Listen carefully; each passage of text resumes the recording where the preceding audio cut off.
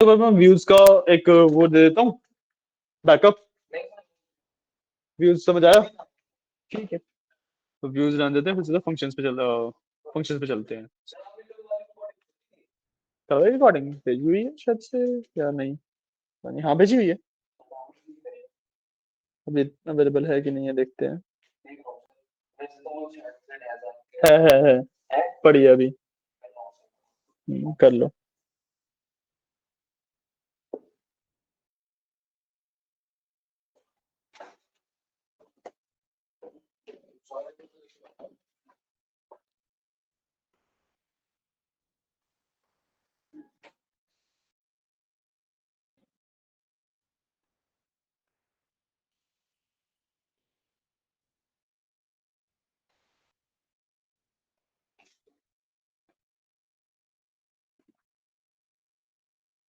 तुम लोग लैपटॉप वगैरह खोलो, मैं पानी लेके आता हूँ बस।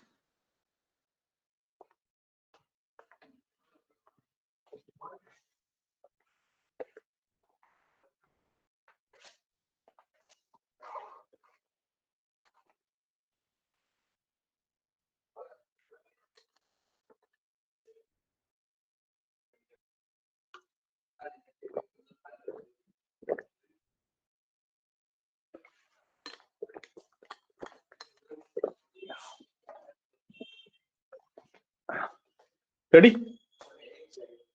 Sure sure.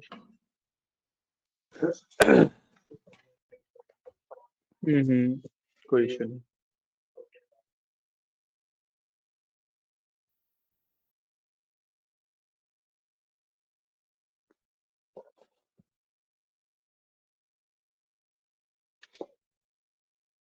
ये सौरभ, आज हमने प्लान किया है कि सिर्फ फंक्शंस वाला टॉपिक खत्म करते हैं।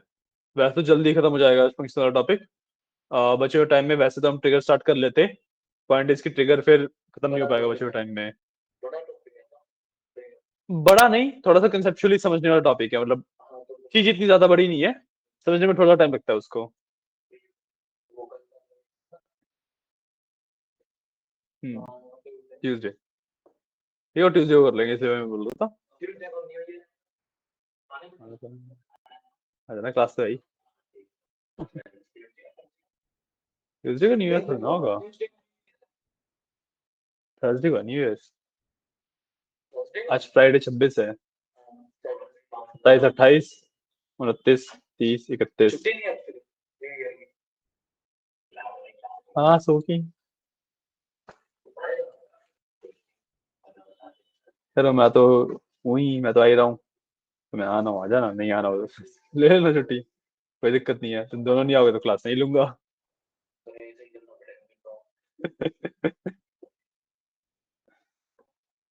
ठीक है। तो आज हम शुरू कर रहे हैं फंक्शंस के बारे में, ठीक है।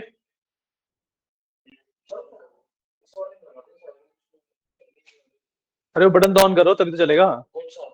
ऊपर वाला इसके। हाँ, उन दोनों के लिए वो बटन है।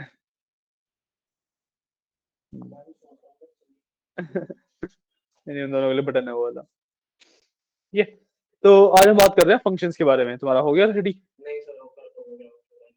थोड़ा ही रह रहा है। चलो तुम एक बार से रेडी करो, मैं वॉशरूम और हो जाता हूँ।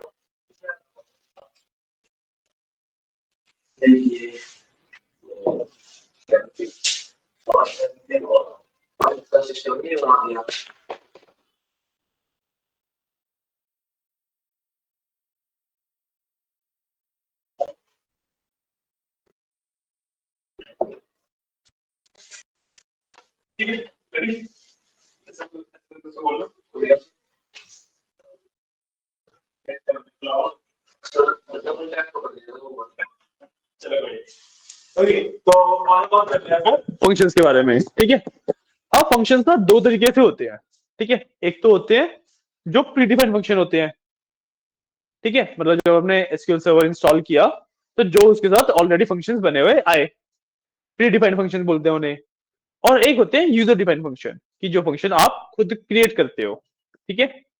जो प्रीडिफाइंड फंक्शन है उसका तो आपको आइडिया ऑलरेडी मिल ही गया था, हमने सम एवरेज ये सब किया था, है ना। ये सारे फंक्शंस होते हैं, प्रीडिफाइंड फंक्शंस होते हैं। अब याद है कि एक्सेल में अगर आप ऊपर फॉर्मूलाज में जाओ तो वहां पे कैटेगरीज होती हैं सारे फॉर्मूलाज की, याद है? दिखा देता हूँ एक बार।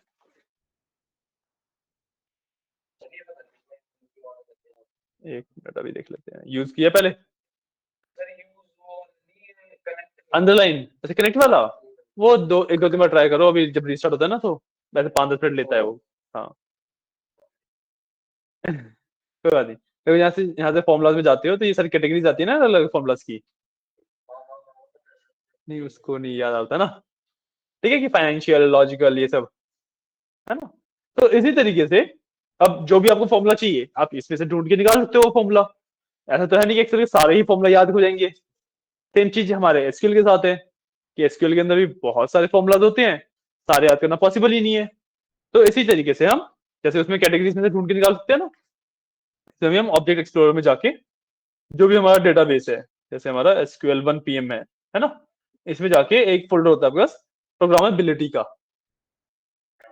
एक फोल्डर होता है इसके अंदर प्रोग्रामेबिलिटी का, ठीक है। इसको ओपन करोगे, इसके अंदर आपको फंक्शन दिख जाएंगे, ठीक है ना। इसको ओपन करो।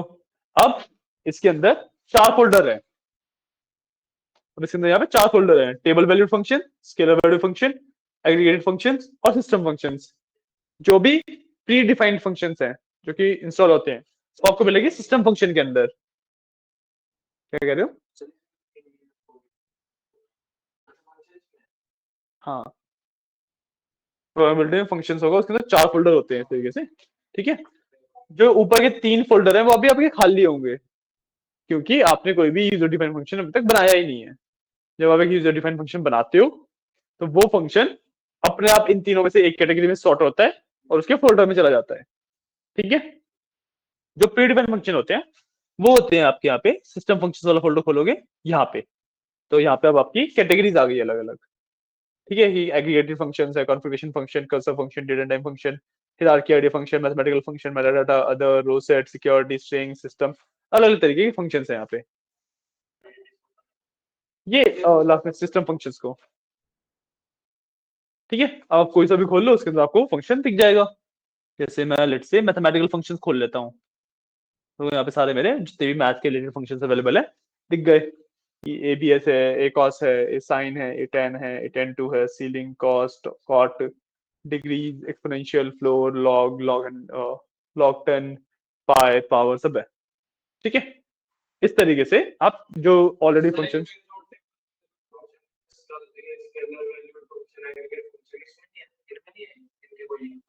अब भी तो समझाया था मैंने।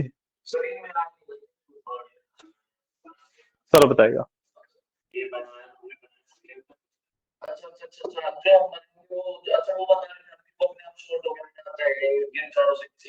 इन तीनों में से, हाँ सिस्टम वाले तो ऐसे ही रहेंगे। जो ऊपर तीन है वो कैटेगरीज हैं, जब आप खुद के बनाते हो तो इन तीनों में से सॉर्ट होकर किसी में चला जाता है वो। क्लियर है? चलो बात क्लियर है। तो देखो कुछ फंक्शंस मैं दिखा देता हूँ। अब जैसे मैंने यहाँ पे किया हुआ है, ये एक व्यू बना रखा था मैंने, ये एक्सपेंसिव रिटर्न्स वाला, मतलब ये सुबह जो अक्षर पढ़ाया था वो वाला है ये। मैं अब दोबारा क्वेरी क्या लिखूंगा, तो इसी में दिखा रहा हूँ कि मैंने एक सिंपल सा व्यू बना रखा था। अब इसके अंदर मैंने गेट डेट लगाया है, ठीक है। कुछ नहीं है, गेट डेट का फंक्शन सिंपल सा है। इसको मैं, नहीं नहीं कहीं भी लिख सकता है। हाँ ठीक है, कोई भी सिलेक्ट वाली क्वेरी लिख लो, उसके अंदर इस तरीके से आप गेट डेट लगा सकते हो। ठीक है, सिलेक्ट गेट डेट फ्रॉम, कुछ भी लिख दो आगे, फर्क नहीं पड़ता। ठीक है, गेट डेट का क्या काम है कि करंट का डेट एंड टाइम बताता है वो। ठीक है, जो अभी डेट है, जो अभी टाइम हो रहा है वो बताएगा। इसको मैं ऑल टेक्स्ट करके रन करूंगा, तो यहाँ पे नीचे देखो, थोड़ा सा बड़ा करके दिखाते हैं एक बार दो। यहाँ पे देखो, डेट एंड टाइम दिखा दिया उसने कि क्या डेट है, क्या टाइम हो रहा है। ठीक है, और इसने मल्टीपल टाइम्स इसलिए दिखाया है क्योंकि जो ये वाले कॉलम्स है, उस कॉलम की वैल्यू में ही दिखा रहा है बस वो। Getting my point? Multiple time, multiple time इसलिए इसने दिखाया कि मैंने ना एक्चुअली क्या निकाला है कि इसमें से जहां पे सेल्स की वैल्यू 1000 से ज्यादा है वो निकाले, तो उतनी रोज बन गई। अब मैंने फिल किससे किया? गेट डेटा से। तो get date, sorry, get date से फिल किया मैंने उसे, तो जितनी भी रोज बनी थी उन सब में उसने डेट डाल दी। अभी भी नहीं समझ आया? नहीं नहीं, सेम डेट डाली है।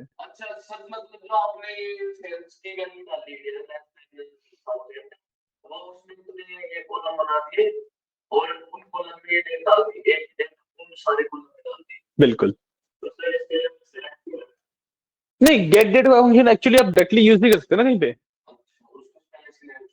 एसक्यूएल के अंदर जैसे सिलेक्ट है, वही आउटपुट वाला फंक्शन वही एक हमारे पास है, जिसका हमें एक्चुअली आउटपुट दिखता है, तो हमें उसी के अंदर ये डालना पड़ता है।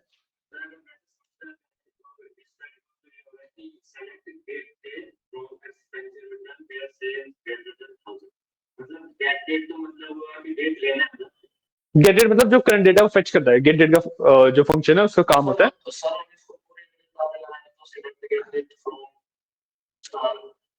फ्रॉम स्टार नहीं लगेगा, तुम्हें select get date from super store, तो जितनी भी तुम्हारे 10,000 रोज है, 10,000 बार डेट आ जाएगी। एक ही डेट। नहीं समझ आया? एक ही डेट आएगी, तो वो तो फिर ऑर्डर डेट लगाओगे ना तुम, वो तो जिस कॉलम में डेट है वो लगाओगे। गेट डेट का, गेट डेट का सिंपल सा मतलब क्या है कि जब भी तुम गेट डेट का फंक्शन रन करते हो, वो जो करंट डेट एंड टाइम है वो उठा के दे देता है। इतना मतलब समझ आया? ठीक है, जो करंट का डेट एंड टाइम है वो उठा के दे देता है। अब मैंने क्या किया है, from expensive return where sales greater than 1000 है, तो जो कॉलम, जो टेबल का स्ट्रक्चर रेडी हो रहा है वो इसके हिसाब से होता है। तो जहां पे भी सेल्स ग्रेटर देन 1000 है, मान लो 20-25 बार है वो, तो उसने 20-25 सेल्स बना दिए मेरे, उनको फिल मैं इसके हिसाब से करता हूँ। मैंने फिल में ये लिखा हुआ है, तो ये आ रहा है। स्पेसिफिक रो में भरना हो? कौन सी रो में भरना है बताओ? मैं इसको एक काम करता हूँ, तो ना यहाँ पे गेट डेट की जगह पे इसको कंट्रोल एक्स करके यहाँ पे डालता हूँ एक स्टार। ठीक है, रन के ये सब आ गया। ठीक है, और सबसे ज्यादा है मेरे पास 2799 है, मेरे पास सबसे ज्यादा है ना? नहीं, 1399 है। ग्रेटर देन 10,000 कर देते हैं, ऐसे एक ही है 10,000 से ऊपर, और यहाँ पे ये चीज वापस डाल देता हूँ, क्योंकि मेरे पास एक ही रो है 10,000 से ऊपर, तो एक ही बार आएगा। समझे क्या किया है, क्या हो रहा है?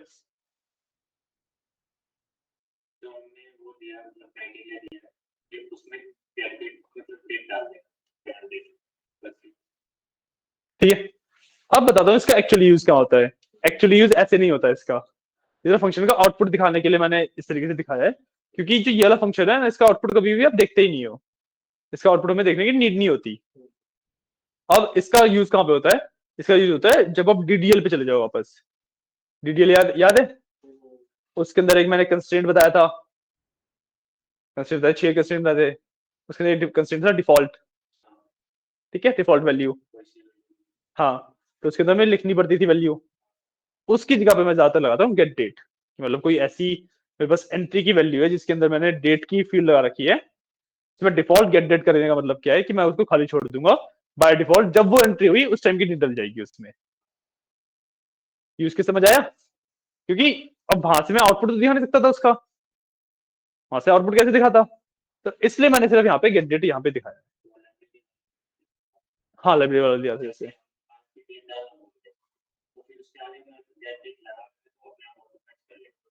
बिल्कुल बिल्कुल बिल्कुल बिल्कुल। एक्चुअली समझ आया ना?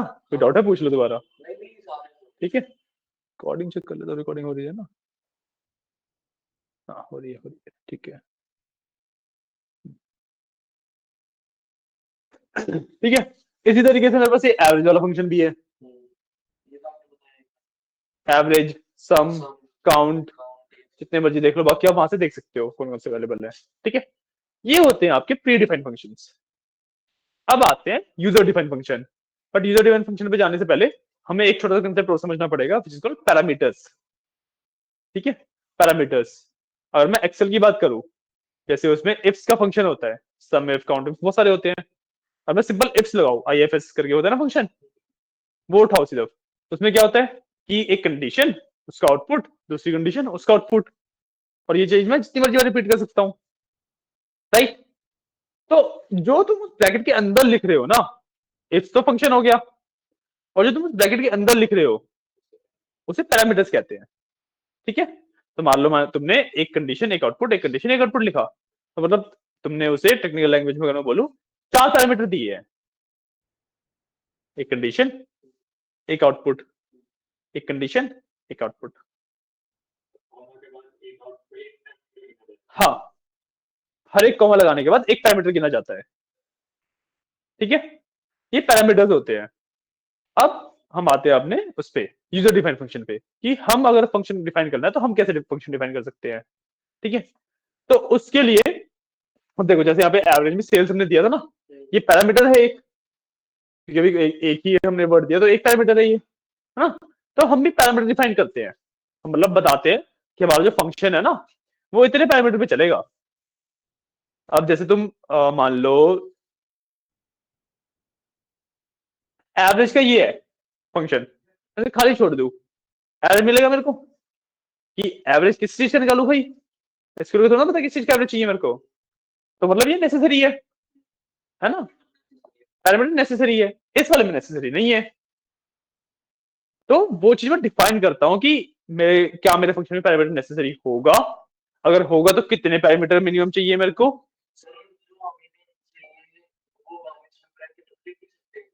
नहीं, गेट डेट इज सिंपली कि डेट फेच करता है, इसके बैग में कुछ नहीं आता। हाँ, जो करंट डेट है, डेट टाइम में वो फेच कर लेता है बस, यही इसका काम है। ठीक है, उसके अलावा और भी टाइम डेट एंड टाइम के बहुत सारे फंक्शंस होते हैं। आप डेट में मतलब उसके ईयर वाइज कन्वर्ट करना, वो सब करना, बहुत कुछ कर सकते हो। ठीक है, हाँ, तो अब आते हैं हमारे फंक्शन डिफाइन करने पे। ठीक है, सो फंक्शन डिफाइन करने के लिए again we do create function.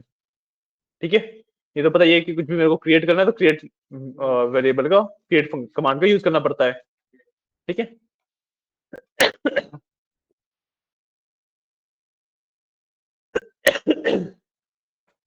ठीक है, तो अब उसके बाद मैंने लिखा है dbo डॉट ppct। ठीक है, तो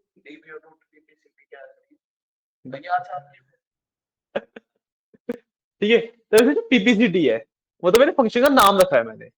आप कुछ भी नाम रखो, डजंट मैटर, कितना मर्जी लंबा छोटा जैसे मर्जी रखो, डजंट मैटर। ठीक है, डीबीओ आपको लिखना जरूरी है। क्यों? क्योंकि जो फंक्शन होते हैं ना, ये एक यूजर डिफाइंड फंक्शन है, मैं नाम भी इसका बताया कि यूजर डिफाइंड फंक्शन है। ठीक है, अब जब आप एक प्रोफेशनल एनवायरनमेंट में वर्क कर रहे हो, किसी कंपनी के अंदर वर्क कर रहे हो, तो आप अकेले नहीं है जो एक टेबल के ऊपर या एक डेटाबेस के ऊपर वर्क कर रहे होगे, टीम वर्क कर रही होगी एक डेटाबेस के ऊपर पूरी। अब आपने कुछ काम किया, कोई और बंदा आगे उसे खराब भी कर सकता है, दैट इज पॉसिबल। तो इसलिए जब आप एक कंपनी के अंदर वर्क कर रहे होते हो तो आपको यूजर नेम और पासवर्ड दिए जाते हैं, अपने अपने अकाउंट्स के यूजर नेम बना के दिए जाते हैं, बताया था मैंने पहले भी ये बात शायद से, है ना। सबको यूजर नेम दिए जाते हैं। अब ये फंक्शन होते हैं ना, ये मैं सिर्फ अपने यूजर के लिए डिफाइन कर सकता हूँ। पॉइंट कि जो मेरा यूजर नेम है ना, उसी के लिए मैं फंक्शन डिफाइन कर सकता हूँ।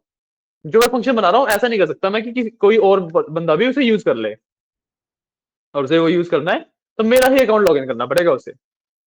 पॉइंट।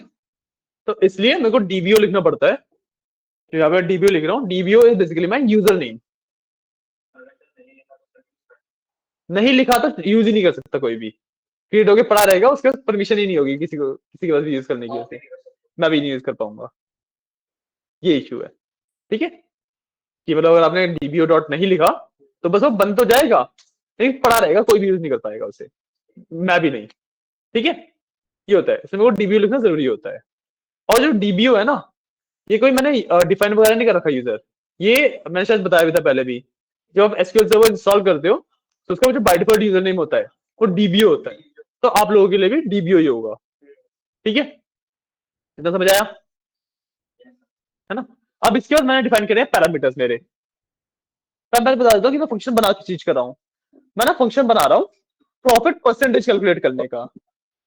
मतलब कि जो मेरे पास दो वैल्यूज हैं, सेल्स की और प्रॉफिट की। और मैं चाहता हूँ कि सेल्स का कितना परसेंट मैं प्रॉफिट निकाल रहा हूँ वो कैलकुलेट करना चाहता हूँ।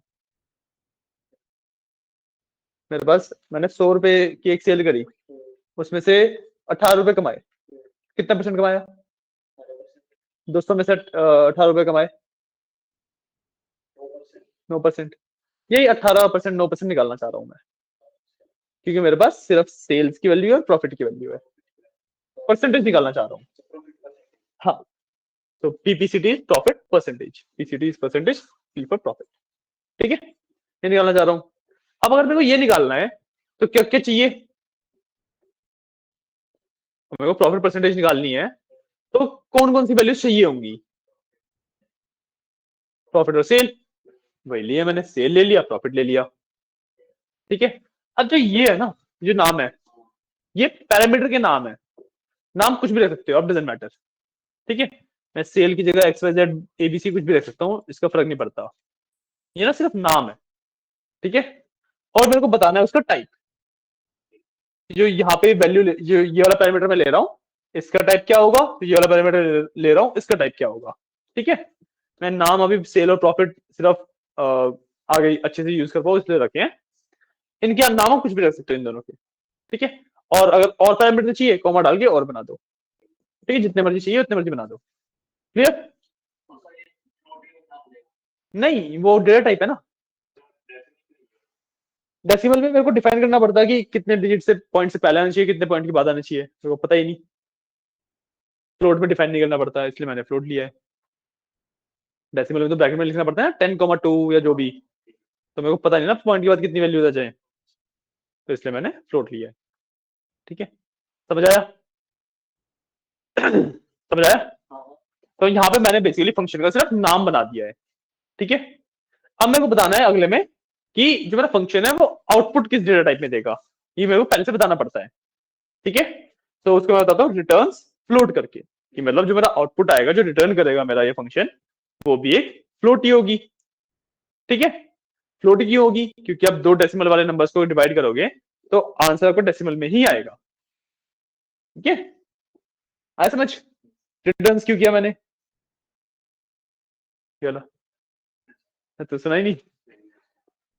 देखो, अब जब मैंने अपना फंक्शन का नाम डिफाइन कर दिया तो अगली लाइन में मेरे को क्या डिफाइन करना पड़ता है, मेरे को डिफाइन करना पड़ता है जो मेरे फंक्शन का आउटपुट होगा वो किस डेटा टाइप का होगा।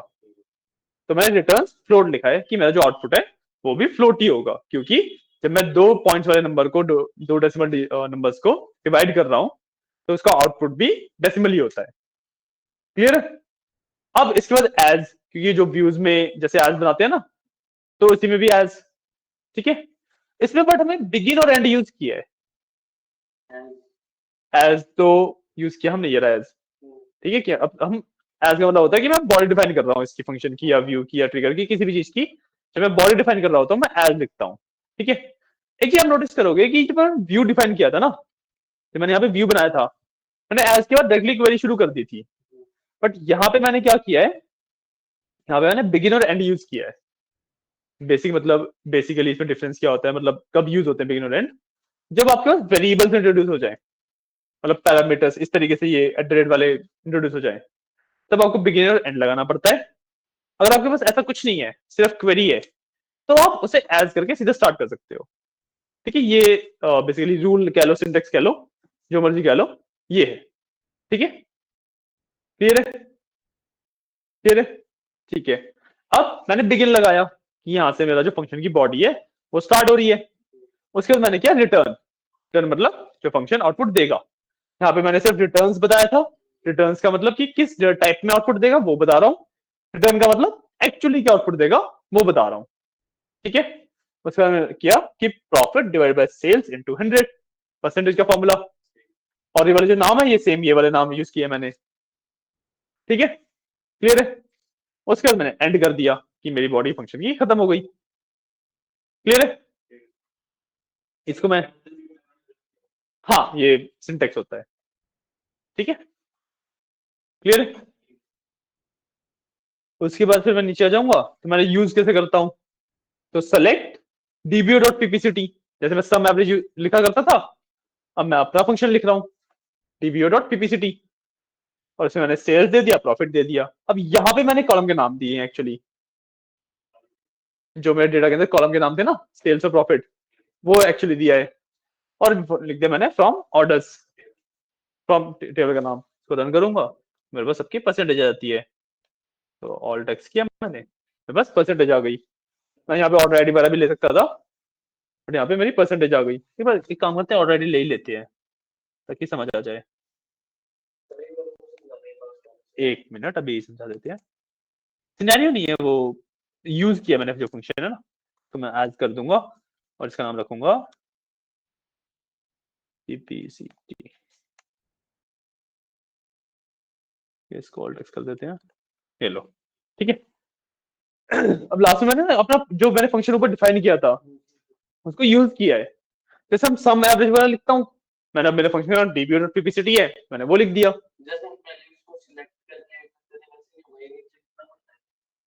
नहीं, वो मैं रन कर चुका हूँ, वो रन कर दिया मैंने, वो मेरा फंक्शन क्रिएट हो गया।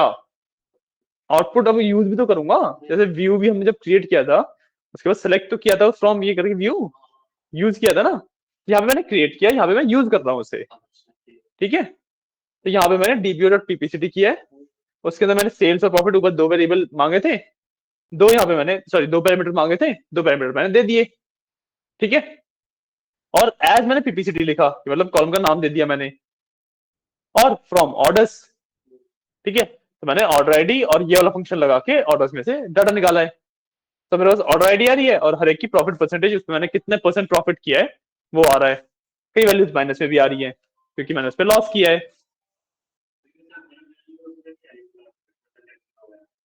मतलब और डेसिमल में मतलब यहाँ पे 0.00 होता है ना जिसमें, वो दिखाता है ऐसे ही है।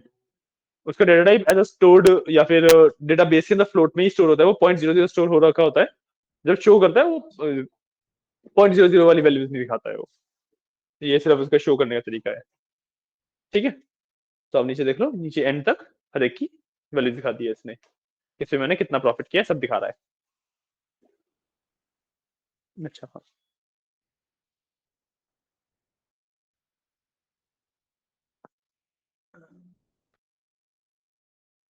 ये हो जा, ये लो पूरा आ गया अब। ठीक है ना।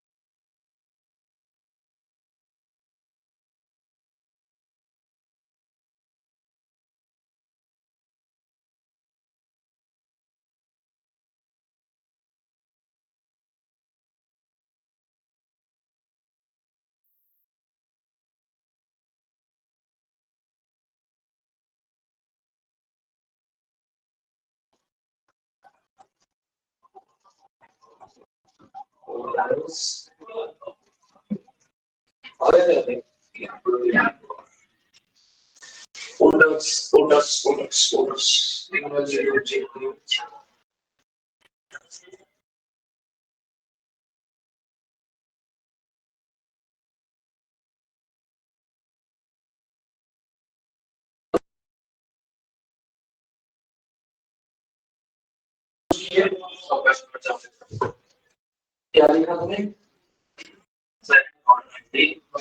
फिर फॉर्मूले वाले जो इंटीग्रल और डीसीटी और फिर पीपीसीआई उसका नाम दे दिया और फिर उसका नाम फिर सॉल्व करना चाहिए और सी वाली तरफ और super store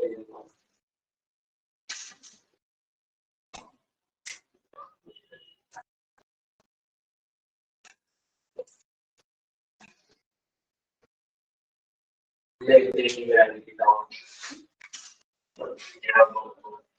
gold golden must be golden golden must be all will be must be made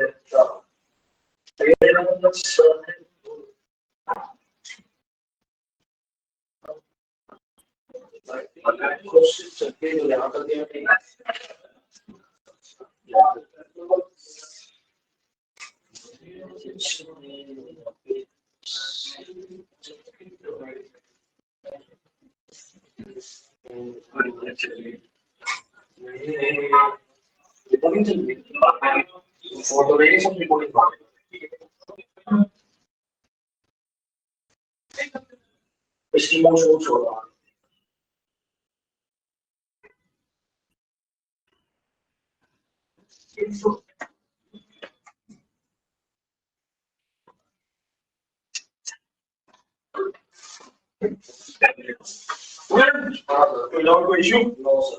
Hey. Friends? Sir, sir, is most for comment. क्यों ना आने सर जाओगे धीरे धीरे सेंटा को दिखाओ ठीक है चलो भी आपसे लेते हैं फिर दिन में स्टार्ट हुआ था सही तो हो गया नहीं आगे रिकॉर्ड हुआ है अभी आप देख रहे सभी वाली को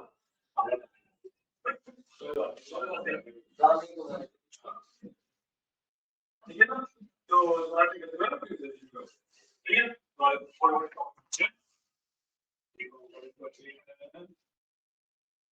नेक्स्ट वीक डाल दें हम सर नेक्स्ट वीक आ देना सीक्वल पावर पेज शुरू करना है ये सर पता है हम एक दोबारा तो गई दोबारा पढ़ जाएंगे ठीक है तुम जो सही से बताओ आगे जाओ सर वो तो बढ़िया जाओ सर मैं नहीं ले सकता थे सर मैं जिंदगी में नहीं मुझे ड्राइंग नहीं आता आपसे सर सवाल टॉपिक बचा बस हां और supervisor triggers function normalization. Function normalization बहुत अच्छा टॉपिक है ठीक है तो भाई आगे के दोनों टॉपिक और जो supervisor triggers है वो थोड़े बड़े हैं तो हम दो क्लास रिव्यू करेंगे होते हैं तो मतलब ठीक है एक क्लास में स्मार्ट supervisor और trigger का पार्ट वो साथ में एक क्लास में आगे के दोनों लेंगे तो supervisor हम एक क्लास में करेंगे तो आगे यहाँ पे ठीक है और लेते हैं इधर स्विच कर दें और ओके चलो थैंक यू